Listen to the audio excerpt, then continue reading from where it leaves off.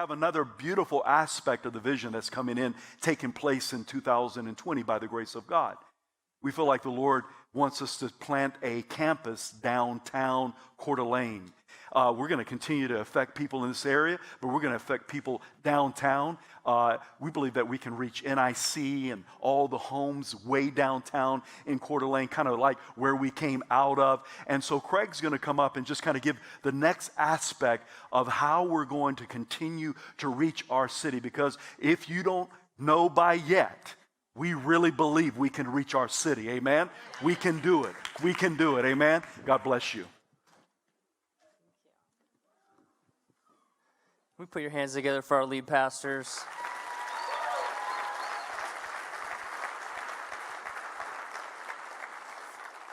$157,637 people living in Kootenai County, and every one of them matters to the heart of God.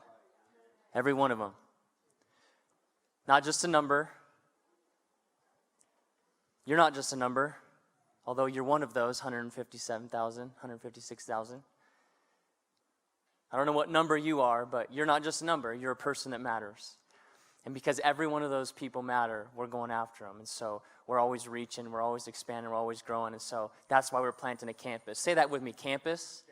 I need to make something really clear. I just want to emphasize what our lead pastor said, because I want you to know you're always going to hear it the same from every one of us. Even as Jessica and I are sort of set out to lead this campus at the beginning, it's never going to change. This is not a church plant. There's a difference between a church plant and a campus, just so everybody knows. A church plant is an autonomous church where they go out on their own and they start something new, and God does something in a different church family. What we're doing is we're planting a campus, which means same eldership, same leadership, same sermon series, same financials, everything the same, just a different location. It'd be like us starting a Saturday night service or a Sunday night gathering. It's just a different time. In this case, it's just a different location. One church, multiple locations. Does that make sense to everybody? So we're excited what we're doing. And we're just, the first campus is just the beginning. Who knows? We might go to Post Falls after that, or Kellogg, or we don't know what God is going to do. But this is just one step in reaching our county, reaching our cities. And so we're really excited about where God is taking us and about the fruit that he's already bearing in this family and the more fruit that he wants to bear. So we're planting a campus. Our intention is to go downtown with that campus. Now I want to describe this to you like this. Like I said, it's the same church. And so imagine that if you, maybe for Christmas, you came into some money and you decided, we're going to buy both our son and a daughter a bicycle for Christmas the same year. And you want it to be fair, so you go out and buy the same exact bicycle, but it has different colors. Everything about their presents are the same except for different color. 95% of the bicycle is the same, different colors. That's probably what it's going to be like. Campus down there, where our intention is that as many things as possible are going to be exactly the same as right here, but it might just be a little bit different, different color. And the second significant thing is when you give those gifts to your kids is you might wrap them in different wrapping paper.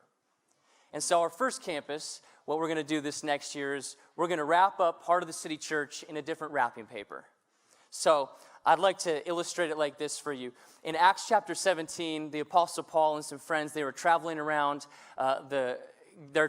Greece to different cities. And when they showed up in Athens, you might remember the story, they noticed that there's temples and idols to all these different gods. And they walk around and they say to the people, wow, we noticed that you guys are very religious. They compliment them. And they say, but we noticed one idol was to an unknown God.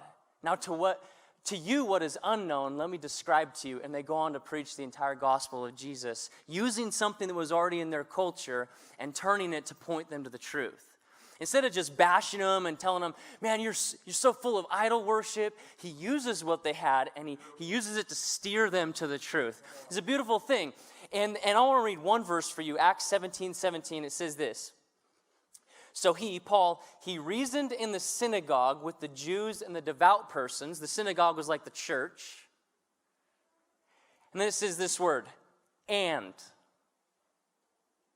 He reasoned in the synagogue or the church with all the devout persons and in the marketplace every day with the people who happened to be there.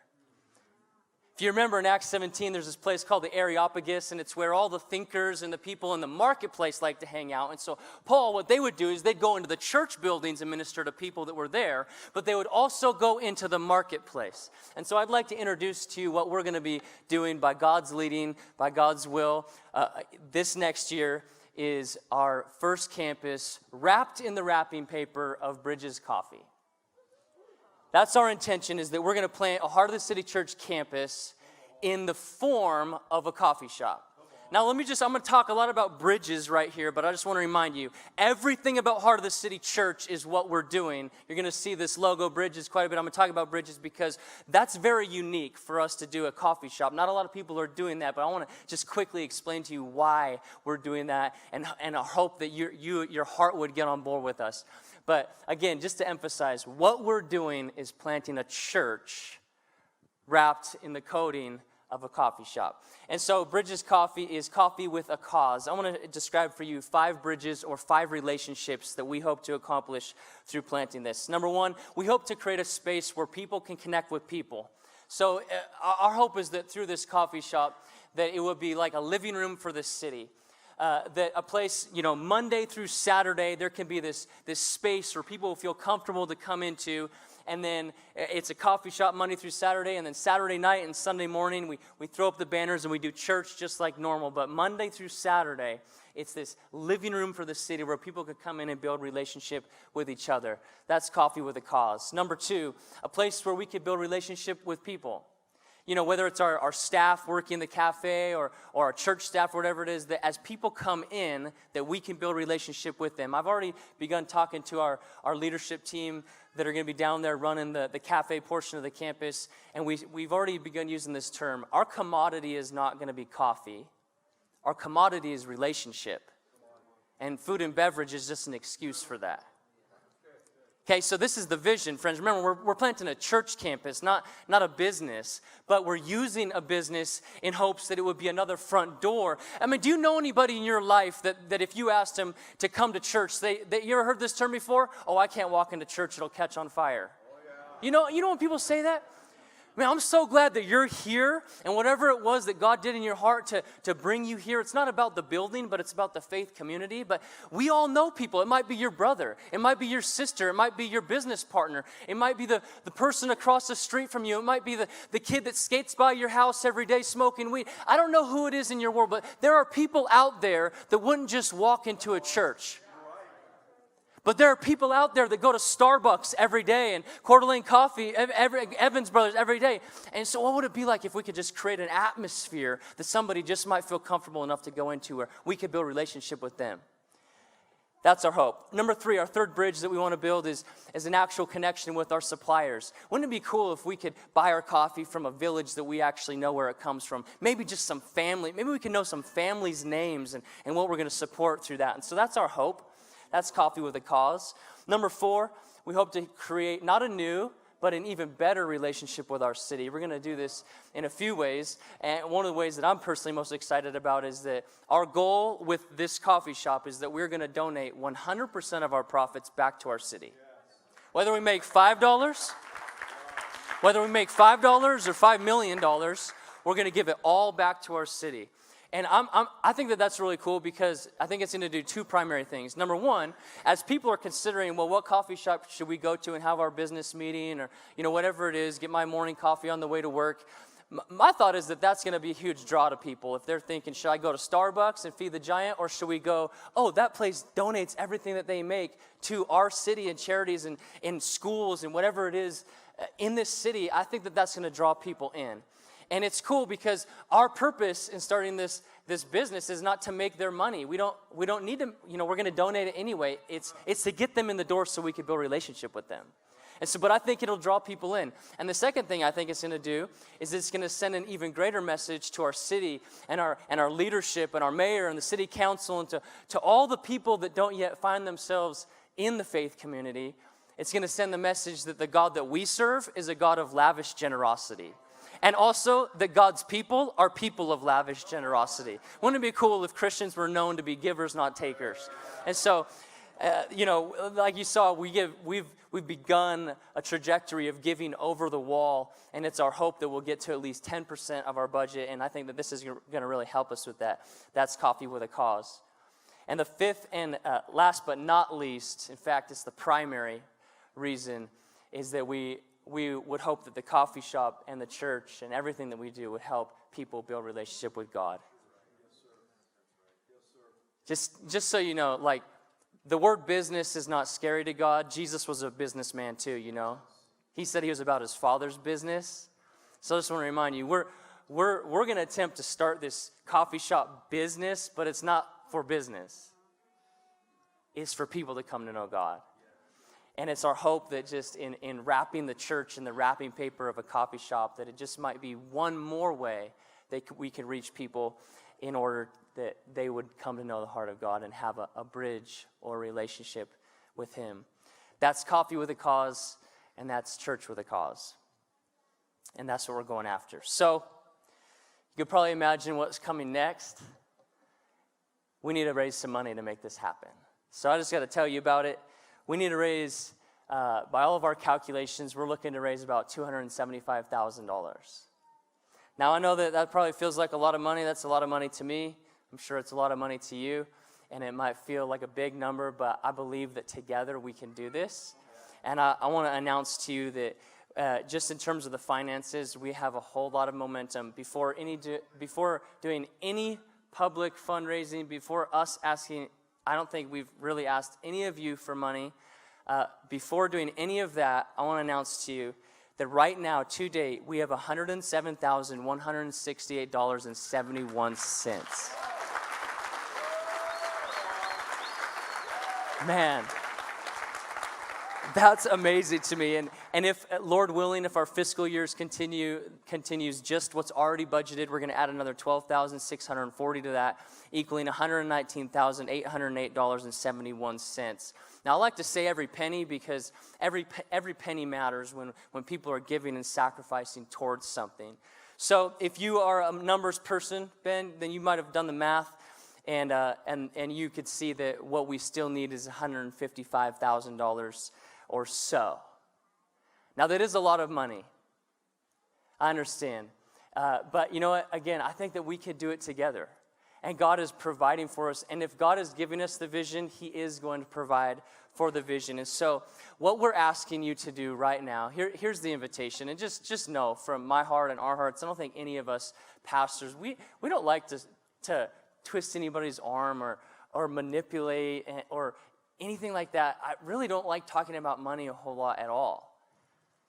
So I'm not going to ask you. I'm just going to invite you, not to do what I want, but just to, would you, over the next 4 weeks, you and your family unit, whatever that looks like, whether you're a single person or maybe a couple or a whole family with a bunch of kids, I just would invite you, as part of our faith community, would you get together over the next 4 weeks and just pray and discuss together and just say, Lord, would you have us give anything towards this? Would you have us sow anything towards this? And I just got to say this. This is not like you would just say, hey, we'll just take our normal tithes that we're normally going to give and we'll just give it towards the new campus. That's really not how it works, because we still have to operate the church the way that we've planned. What this is, we're asking you to consider giving an offering above and beyond what you would normally give. I recognize that would take a sacrifice. Me and my wife have already made that decision. And so if you're thinking, if you don't know right now in this moment what you might be able to do or not do, that's a good thing.